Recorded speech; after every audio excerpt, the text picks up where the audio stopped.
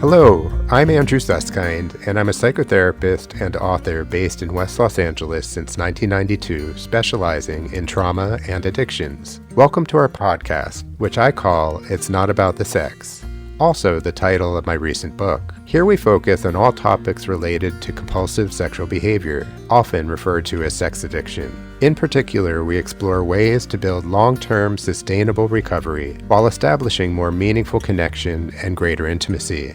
Our intention is to offer fresh viewpoints, brand new perspectives, and practical user-friendly tools toward living a more deeply connected life. Let's get started. Good afternoon, Sue. Good afternoon, but it could be good morning or good evening, depending on where our listeners are. So It actually could be any hour 24/7. This is true. do you remember in the Truman Show, he would say, good morning, good afternoon, good evening, and good night. And here we are on The Truman Show. Seems like it sometimes. Although we do call this It's Not About the Sex, which is a little different than The Truman Show, but life does sometimes feel like The Truman Show. But we're going to do something a little bit different today. We're going to be focusing on the topic of obsession. Obsession often shows up in romantic idealization, or what is sometimes referred to as love addiction. So can you talk a little bit more about this? Absolutely. So love addiction we've talked about in bits and pieces in other podcasts. And what is often misunderstood about love addiction is that it's not about love. It sounds like addicted to love, kind of like, who was the person of the 80s that... Oh, it's Robert Palmer.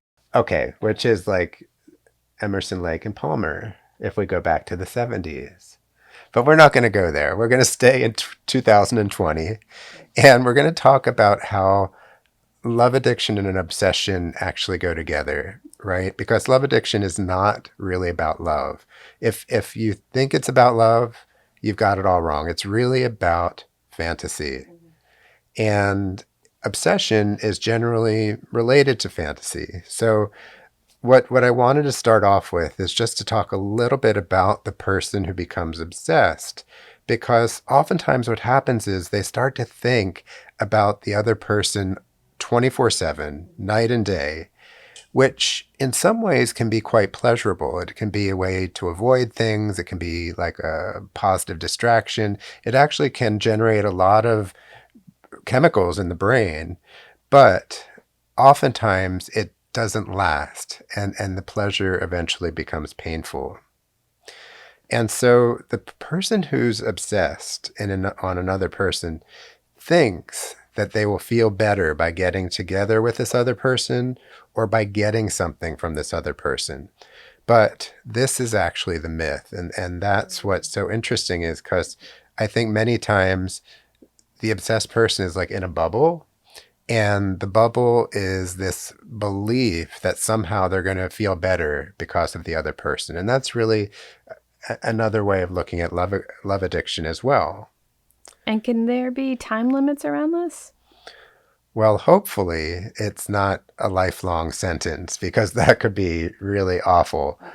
But generally we're talking about various obsessive time frames throughout our lifespan. So it's not that an obsessed person stays obsessed for the rest of their life, but usually it works its way through, it kind of makes its way through its cycle, and then it ends, and at some point down the road, another obsession shows up. So I have another question around that, but I'm also curious about how is obsession actually an opportunity? Well, this is really the reason I put this podcast together, because obsession sometimes gets a bad rap, right? A lot of people think of obsession as there being something wrong with you. But I want to look at it from a different lens. I want to look at it as something that can actually be an opportunity to learn and an opportunity for growth. And so ultimately, obsession can be a chance to learn about life, to learn about one's mind, and to learn about who you are, your identity. So really, obsession can be quite useful. There's really nothing quite like it in life. It does recur from time to time. It's usually quite painful over time.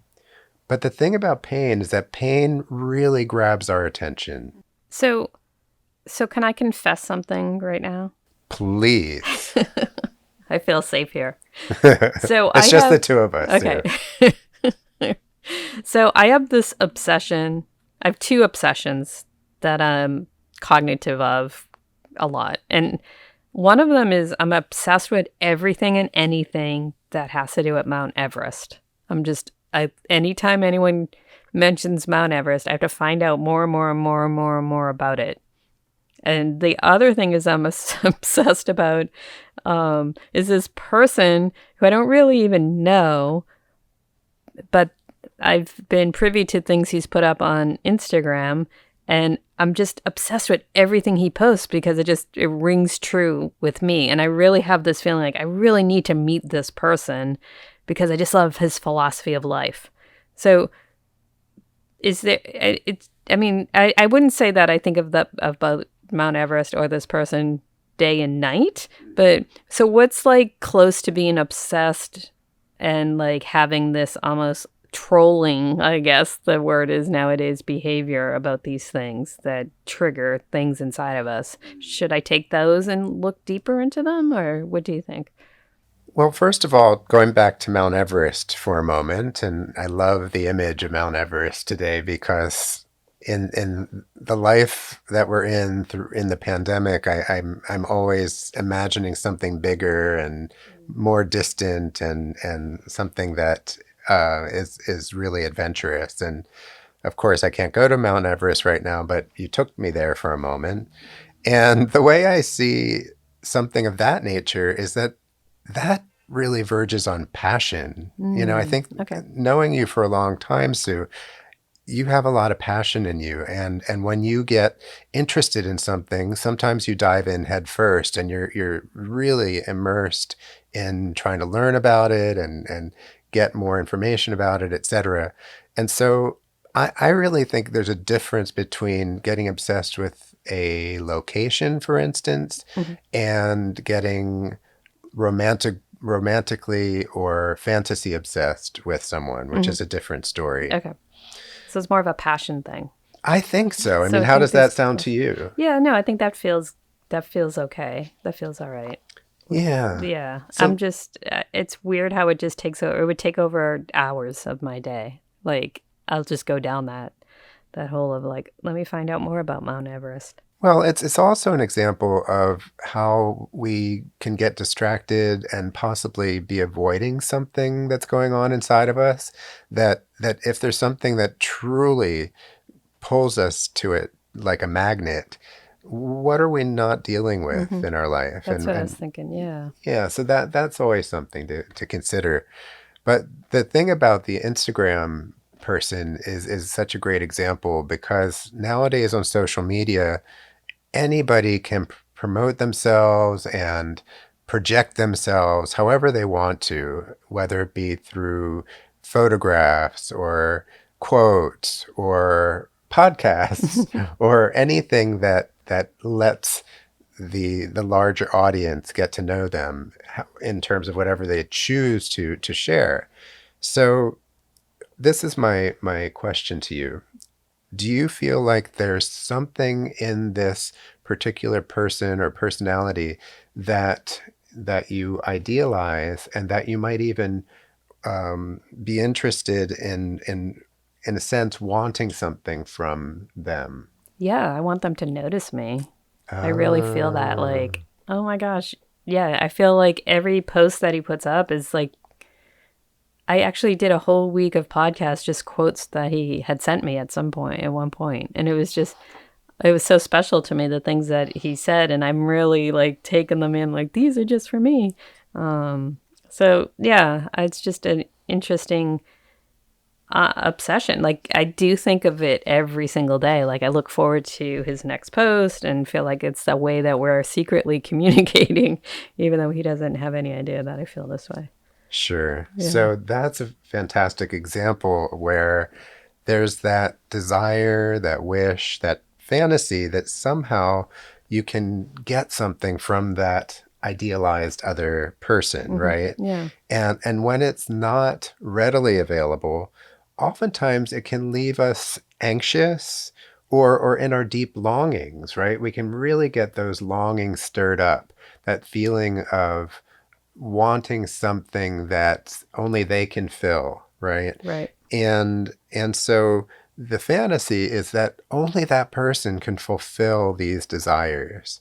And that's where, again, it's like in that obsession bubble, it gets very narrow-minded and oftentimes um, a feeling of unless this person notices me or unless this person responds to me, then I'm left in pain. Right. Empty feeling. That's Yeah. right. Yeah. So is it true that the obsessive person sometimes leans further toward the other person?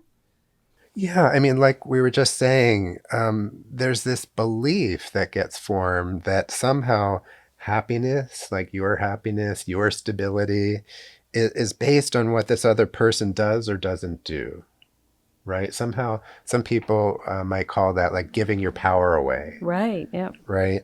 And so as a result, the obsessed person becomes way off their usual center or off balance and often dysregulated, like feeling anxious, feeling shut down, feeling at times maybe edgy or feeling disconnected. I mean, all kinds of things can happen when that target, that fantasy person, is not responding and giving back the way that somehow you wish they would. Mm.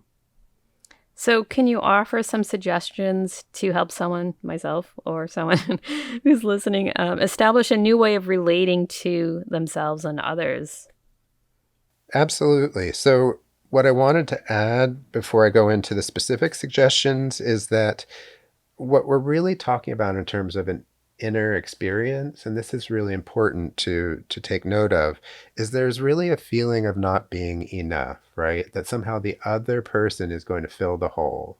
The other person is going to make things better.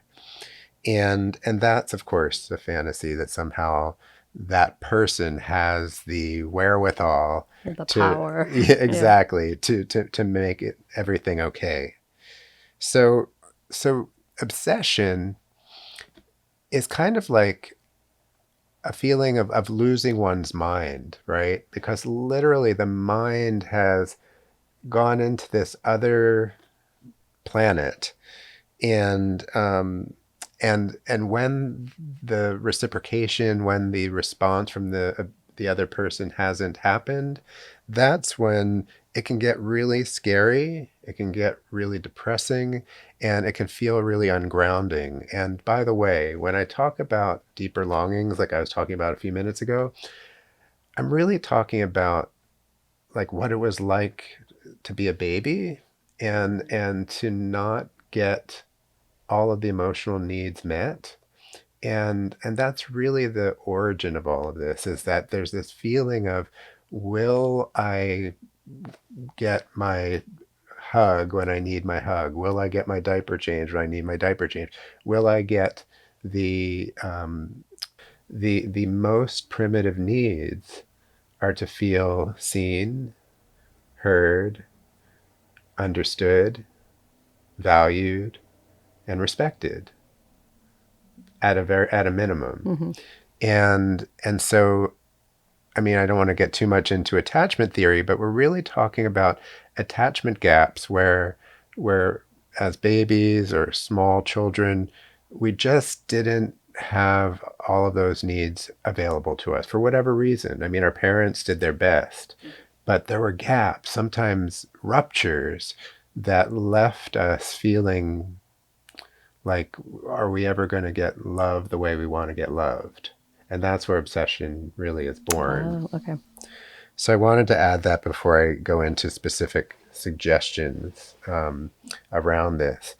So I'm going to ask you a question, Sue, because I think this Instagram guy is such a great example. So on basic terms, what is it that you really want from this other person? Um, That's a difficult one because I haven't really thought about that. Other than just being noticed, I guess. I guess that's what a connection. I wanted a deeper connection. Yeah. So getting noticed and getting a deeper connection. So that, by the way, is not an easy question to answer. So you did great. And then once we identify what it is we want from this other person, that's when you can consider ways to bestow those things upon yourself. Right. So looking inside to say, well, was that missing? Yeah, and even being more specific, like if I want deeper connection and I'm looking at for that from the Instagram guy, what do I need to bring back to myself? What is it in my life that I can somehow focus on that would bring deeper connection? Nice. Okay. Yeah, I don't know the answer to that yet. No, this is homework. Don't Yeah, yeah, worry yeah. about it. We'll come back to that. Right, exactly. But I think what you're saying is really poignant because I think a lot of folks listening who have had various kinds of obsessions through the years, and we all have them at one time or another, don't always know exactly what they want. So it's a big question. What do I really want from the other person? hmm And then how do I bestow it upon myself? That It's would, it's great because it gives you something to actually ask the question about, right? So it's mhm, perfect to have that as a lesson or something to learn from. So I like that. absolutely. So another suggestion is this. How can you become more of a giver rather than a taker? And this might sound unusual, but I'll explain it in a moment. So instead of getting stuck in the wanting and the desiring and the longing from this obsessive situation, turning it upside down and saying, well, what do I have inside myself to give? Hmm. In the same vein? It actually can be in the same vein, but many times it's outside of that hmm area. So, for Okay. instance, I sometimes will talk with clients about what it would mean to really cultivate their generosity of spirit, because I'm really blessed to have a practice full of people who have a lot of generosity of spirit. Sometimes it's a little dormant, though, hmm or a little hidden, or a little bit muted in some way or another. And so I talk about generosity of spirit and giving in the sense of, when do you feel most generous? hmm When do you find yourself giving to others? And so for you, Sue, being a very, very generous person, um, who do you generally find yourself giving to, or where do you see your giving outside of your professional self? Right. Well, I would say as a mom, first off, and the conversations I have with my kids are really deep and insightful, and I feel like I do help them a lot. And yeah, I feel like my voice is what I give, like my thoughts and my feelings and my love is really what I want to give Hmm. and that I try to. Yeah. So that's what I need to focus on, I guess, a little more. Yeah. I mean, what I would add to thoughts, feelings, and love is your wisdom and your life experience. Because And I'm getting so old. We have so much wisdom shh, now. don't tell. We're very, very youthful here. I So know, our 30s just, bam, came so fast. right. But knowing your kids, and I love when you bring your kids into the conversation because they're both 20 something young men and very beautiful men in many ways. And they're on a steep learning curve, hmm right? We met in our 20s and we know how turbulent they can be. So, Yeah, sometimes I have to remind myself of that.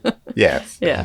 I know it's hard to believe that we met when we were younger than they are now. Yeah. So, but anyway, I think the idea though is one of the healers of obsession is getting out of one's mind and finding ways to um, not just getting out of one's head, but finding ways into one's heart Hmm. and knowing that the heart doesn't belong to that other fantasy person, but really belongs to you. Nice. And I always come back to the prayer of St. Francis. It's used at a lot of weddings, and it's really all about generosity. And so I'm just going to share it out loud because I think it's worth Oh, yeah. our I folks recognize listening to this. this. Yeah, it's a song too. Yeah, exactly. So it goes like this: Lord, make me an instrument of thy peace. Where there is hatred, let me sow love. Where there is injury, pardon. Where there is doubt, faith. Where there is despair, hope. Where there is darkness, light. Where there is sadness, joy. O divine Master, grant that I may not so much seek to be consoled as to console, to be understood as to understand, to be loved as to love. For it is in giving that we receive, it is in pardoning that we are pardoned, it is in dying to self that we are born to eternal life. Mm. So I come back to this because it's really about putting others before ourselves. And what's in my mind powerful about this is that it's all cyclical. Hmm. When Yes. we bring more of ourselves to others, we receive, abundance in return. And again, the prayer of St. Francis is really about getting out of the obsessive mind. Not that they're talking about it here, but I think of it as how do we get out of the obsessive mind and into a heart space that's really working better for us. I love that connection. And I love this song. It always brings tears to my eyes because I think a lot of times this is sung at funerals as well as weddings, interesting enough. And it is my dad's like one of his favorite songs. So Mm, remember that. But beautiful, yeah, I love that secular motion that is so a part of our lives and who we are. It's just nice to hear that. for sure. And on a side note, I think we could use more of that at this time in history. Hmm. Yeah. So the last suggestion that I came up with is actually something that was shared with me by a mentor who actually has a lot of different spiritual backgrounds, but this is more from a Buddhist background. And I really like this because it's really meant, again, to work with the obsessive mind and to come up with a daily practice where we can really focus on what I'm going to share with you now. And this is a 5 step process. It's a practice that I've used in the past when I've had an obsessive kind of loop that I was in. And because I have a meditation practice in the morning, I would start my meditation with this particular 5 step process just to kind of be a tone setter. So it goes like this: visualize the other person as happy. So it's visualizing the fantasy person in a happy place. So if we know them, to imagine them happy and in good well-being and all that. Then the next question, which is another challenging one sometimes, is what was my expectation of this person or this fantasy relationship? Right? That's a big one. What was my expectation of this person or relationship? Then this is another really powerful one. So locate the longing or the desire in myself that sets up this expectation. So if, for instance, I was feeling a loss, let's say I've had a lot of losses this year, various types, as many of us have, and the longing in me around the loss is often about wanting someone or something to make it better somehow, for someone else to heal that part of me. And then this is really the biggest one: it's to ask for the willingness to do whatever is necessary to bring about change in my attitude or in my attitudes. So, for instance, if you have a connection with a power greater than yourself, God, higher power, universal power, it's asking that larger entity for the willingness to do whatever is necessary to bring about change in my attitude or attitudes. And that's actually it's a four-step process. I'm not sure why I put I was like wondering five. what your secret fifth one was. It's probably a secret because that's all there is four. So I think we're all set with that. But did you have any thoughts or ideas about that particular practice? Because it really is a practice. Yeah, so the expectation is going to take some thought too, because that's actually almost like putting it on paper, like I didn't really ever think it through to what my expectation of this person was. I mean, I think I could probably come up with it pretty quickly, but it was the expectation of myself more than this person. Does that make sense? It could be. It could be. I think what you said before, though, was really right on. The idea of what you were looking for is deeper connection. So your expectation, we could say, is that somehow you would get deeper connection from this Instagram guy, Hmm. Right. right? Even though it doesn't make rational It sense, doesn't, right? it's really the fantasy, and we're just kind of rolling with the fantasy and trying to be as non-judgmental and curious as possible. Well, I can't wait to practice this four-step process further. Thanks for sharing that. It's interesting because what I find is just by raising my awareness around that person, around that expectation, around my willingness to change my attitude, it something softens, and it's little by little by little. It's not an overnight thing. Sometimes it can take several weeks of doing this every morning, but what we're really talking about is breaking out of the bubble, getting more perspective, right? Bigger perspective, and getting that kind of gorilla off our chest in a sense, right? To kind of say, okay, I get it. And that doesn't necessarily reduce all of the pain all at once, but it seems to somehow diminish the heaviness that's often associated with it. It's interesting because the other person is almost like an innocent bystander. Like they have no energy around this. They don't share energy with you.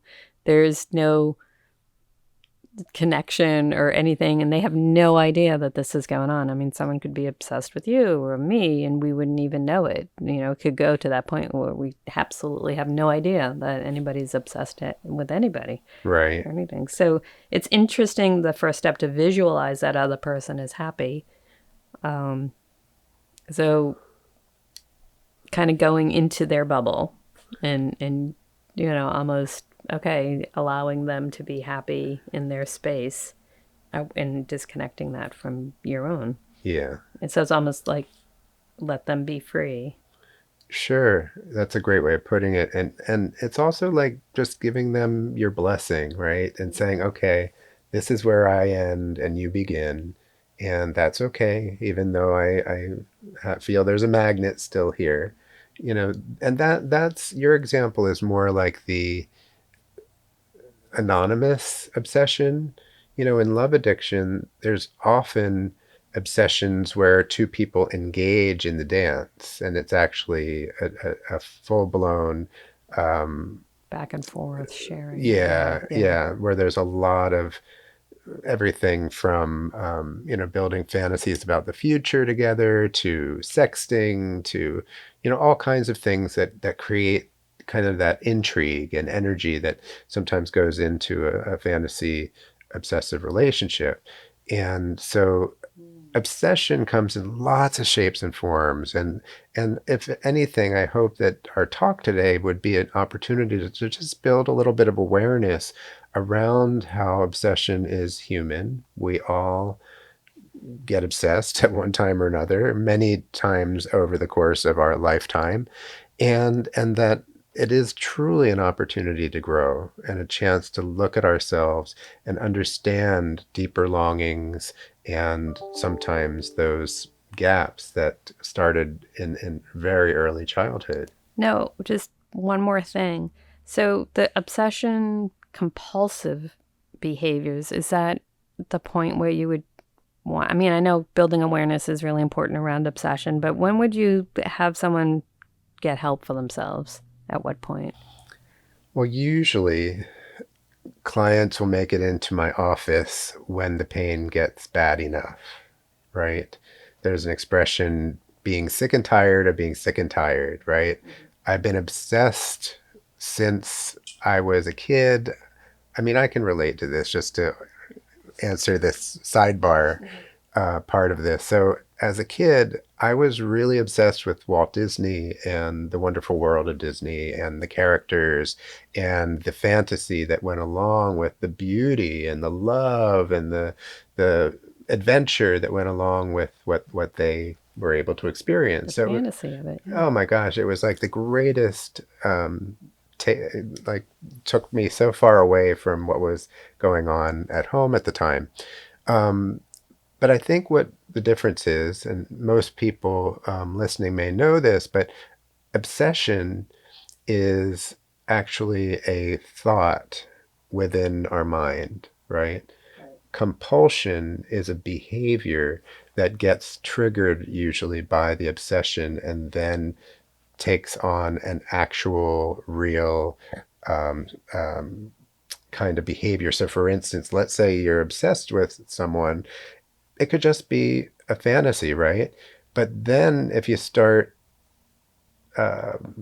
cyber stalking them, or you start, sexting them, or whatever it is that becomes the behavior that can't stop, right? That's what we're talking about with compulsion is when you want to stop but you can't, that kind of thing.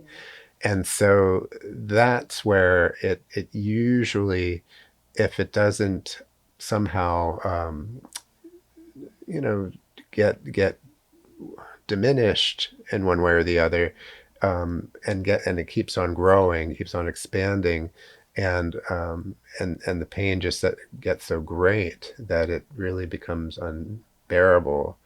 That's when folks literally will walk into my office in tears and feeling super hopeless and sometimes suicidal and It's just so draining and yeah, exactly. yeah. So Yeah. they come super aware of what they're doing. I mean, it's all on the conscious level. You know what you're doing. You're conscious of it. Yeah, and for instance, not all people go in this direction, but Sex and Love Addicts Anonymous has a lot of focus on obsessive relationships Hmm. and also on developing healthier romantic relationships. But people end up in SLAA because oftentimes their obsessions have just gotten so out of control, and Hmm. and that's where the suffering is just so great. Great. Well, it's good to know there's help out there, and there's a lot of things to do inside our own heads, and these steps are great. So can't wait to put them into practice. Well, I will be right here in case you need some coaching because I've been working on this stuff for many years and Thanks. it's been fun to talk with you today. Yeah, it's been great. Thanks, Andrew. All right, Sue. Take care. Thank you for listening today. As always, it was fantastic to share this time with my colleague and friend Sue Merlino and discussing this really vital topic of obsession that affects so many people affected by out of control sexual behavior and love addiction. Be sure to give us a 5-star rating on iTunes or please share our podcast on Spotify. And if there are any topics that you're interested in hearing in the future, just let us know. I look forward to you joining us on future podcasts, and thanks again for being with us today.